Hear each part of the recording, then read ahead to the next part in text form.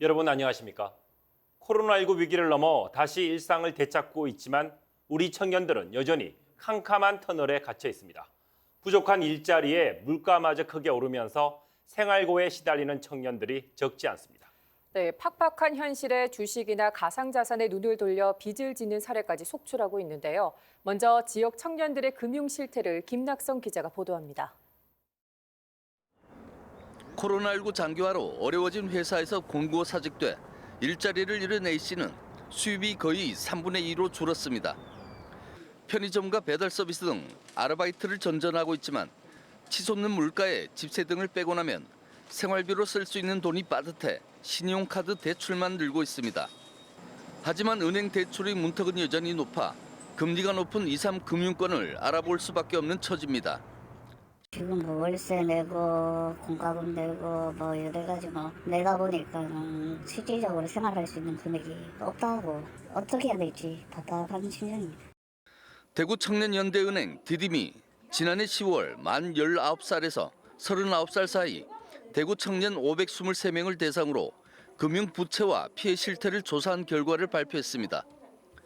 조사 결과 평균 임금은 최저임금 인상으로 2020년 한 달 187만 원에서 지난해 202만 원으로 15만 원 올랐습니다.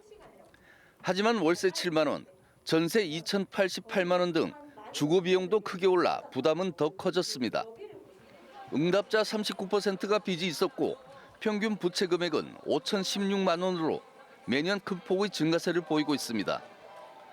또 이자 부담이 높은 2, 3금융권에서 대출을 받은 비율이 35%에 달했고 10명 가운데 6명은 코로나19 피해를 봤다고 답했습니다.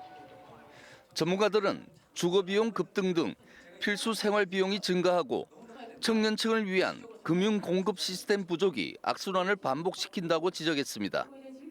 빚지지 않고 살 수 있는 권리를 우리는 보장해야 된다. 누가? 국가가 인간답게 살기 위한 보편적 권리를 국가는 혹은 지방정부는 이행해야 됩니다. 특히 잘못된 금융 정보로 청년들이 악성 재무에 빠질 가능성이 크다며 제도적 안전장치와 올바른 금융 정책이 우선돼야 한다고 설명했습니다.